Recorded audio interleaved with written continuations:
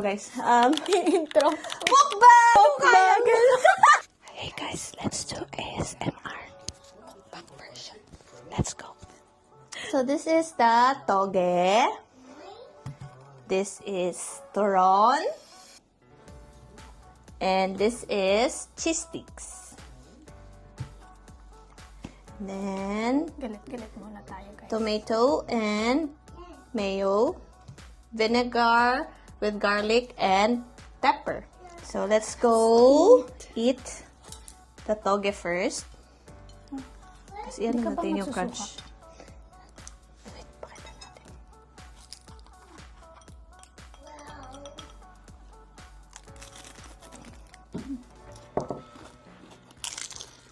Mmm. Sarap. Mmm. Mhm. Maalat. Medyo maalat yung luto ko. Hindi mo?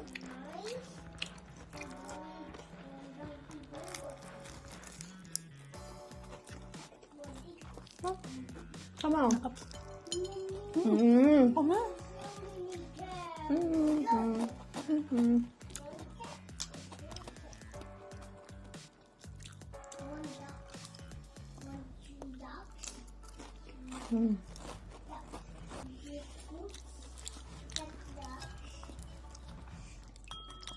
So, anong questions natin? Mag-iisip pa ba tayo ng questions? Kain Mukha muna na. tayo. Galit-galit muna. Okay. Maya na lang sa tanda.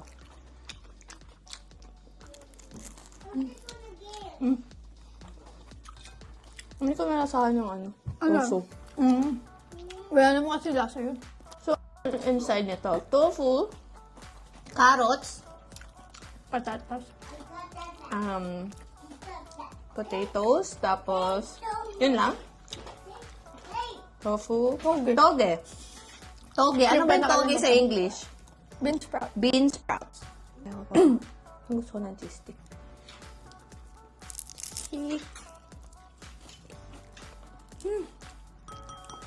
Oh my God. Sorry. Sarap. Ang luto. Oh my God, sarap. Ay. Oh my God, ang sarap.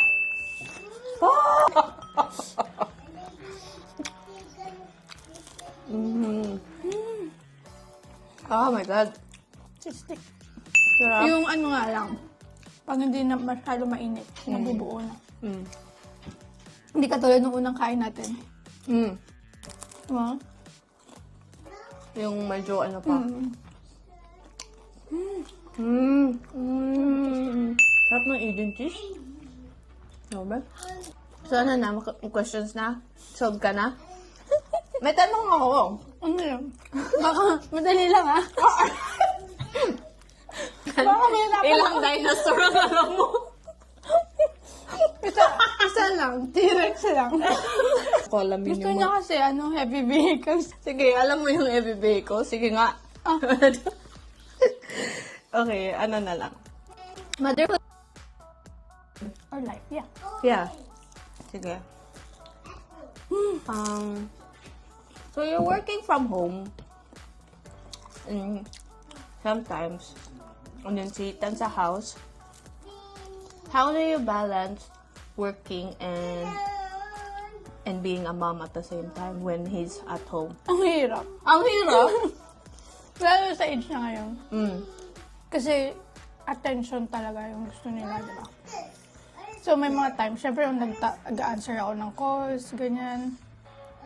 Kailangan ko gumawa ng paraan bago ako sumagot ng tawag na hindi siya mag-iingay. Yeah. Kasi pwedeng magreklamo yung customer namin. Like, syempre, personal naman yun. Yeah. Yeah. Either bibigyan ko siya ng snacks or meron siya ng TV at that time. Depende. Pero kasi Friday lang siya hindi nagde-daycare. So, yun lang yung Friday lang ba? Hindi na. Dati, Monday and Friday. Friday. Monday and Friday. Yeah. Ay, So, medyo you still, busy ano, kasi yung ano, You still Monday. have him. So, parang, you still have to, parang, anong gagawin ko? Oo Diba? naman. Tsaka may times na pag di syempre alam mo naman, pag yung hindi na gusto, nasunod yung gusto nila. Nagka-tantrum. Oo, kasi minsan ayoko rin sila manood siya lagi ng TV eh. Kaya pag 3 niya, daycare. Okay. Para ano talaga. Yeah. At least, subsidized na yun. May Yeah. subsidy. Mas less na yung Less. bayad kahit full time siya, di ba? Yeah. Okay, ikaw naman. Grabe naman yung tanong.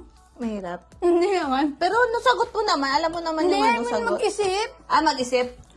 Sige. Gusto mo ako magbigay ng question? Ikaw magtatanong pero ako magbibigay. Wala ka bang regrets ng ano ngayong after mong ano tawag doon, mag-resign tas ginawa mo yung full-time ano mo? Business. Wala akong regrets. Kasi, parang ito yung dream job ko. Kasi Saan ka passion ko nag-e-enjoy? siya. Passion. So, parang I don't feel like I'm working. Kasi gusto ko yung ginagawa ko. Does that make sense? Parang, Nag-enjoy ka? Oo, hindi. Mahirap siya kasi own business mo syempre.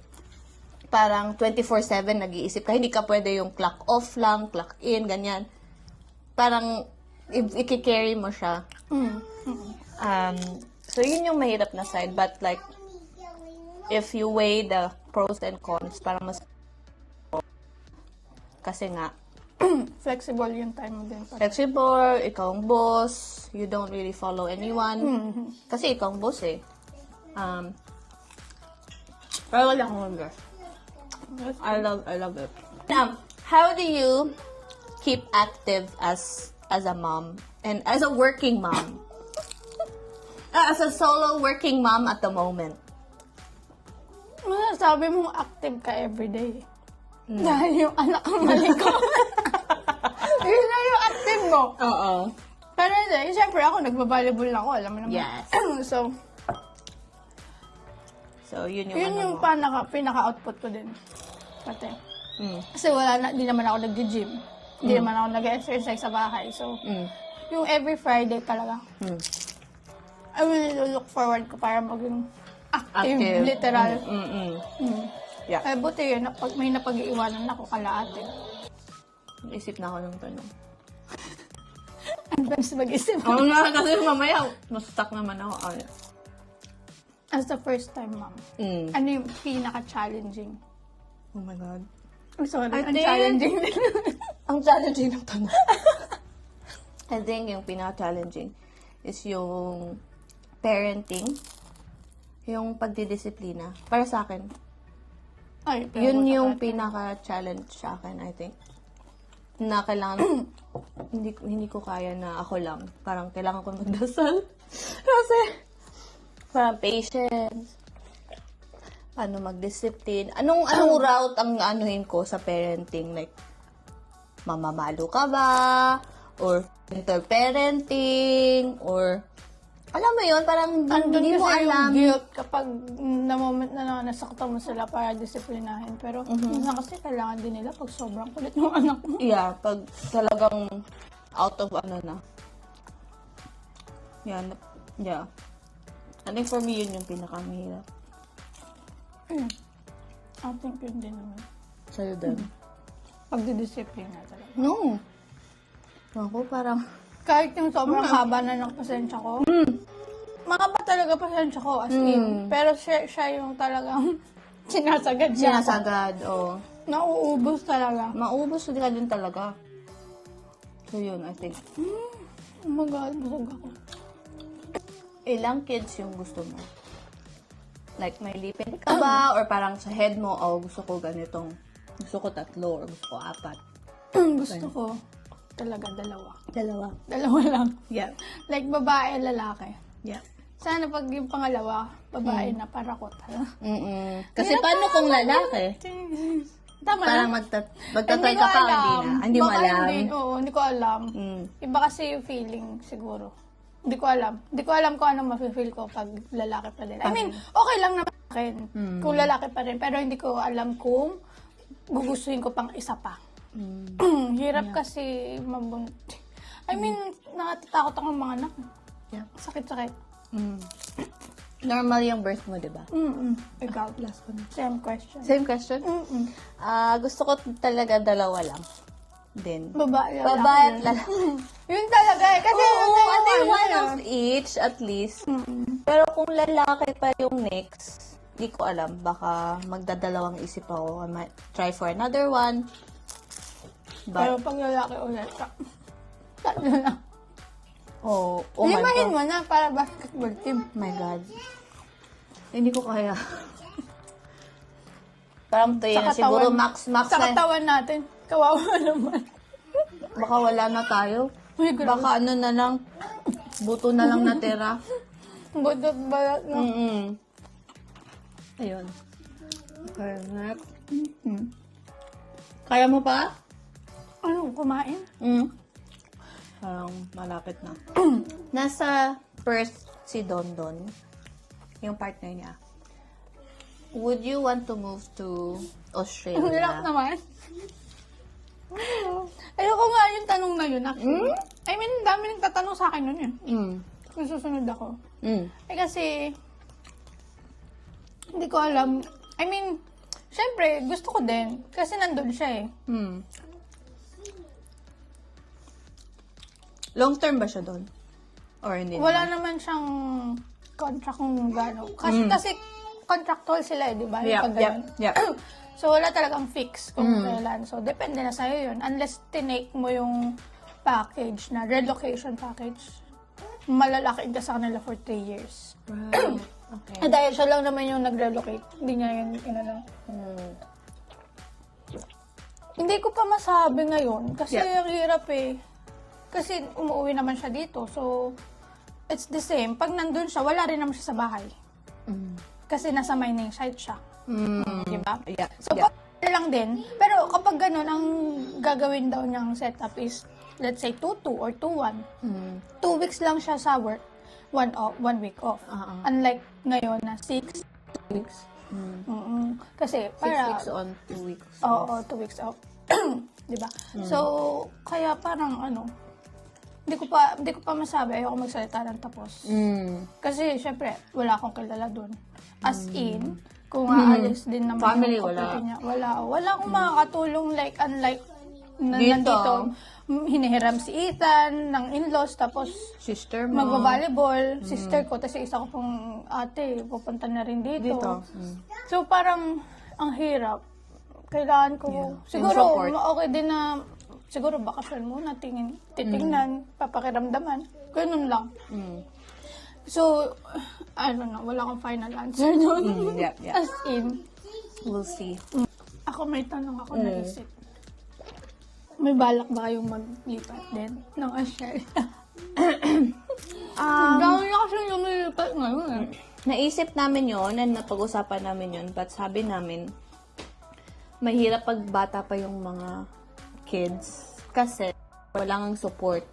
Siguro kung medyo mas older Yung na, kaya na nila. Independent na talaga sila fully. siguro pag mga intermediate, ganun, like mga 6, 7, Pero hindi pa rin sila 8. pwede iwan, di ba?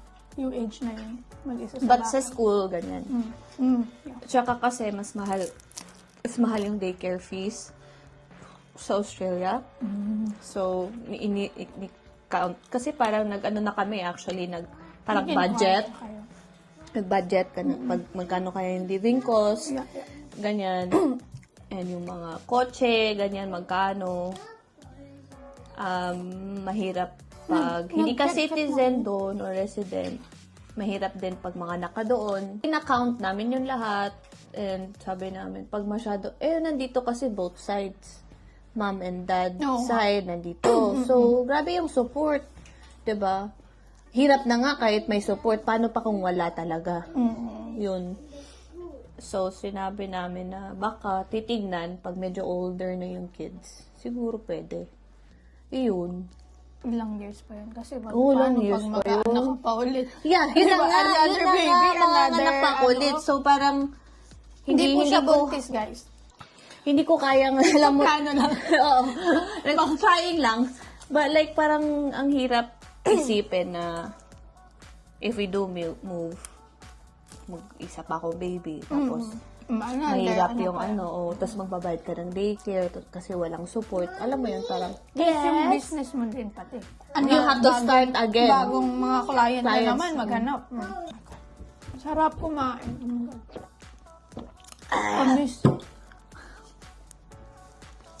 Sarap. Cheers. Cheers!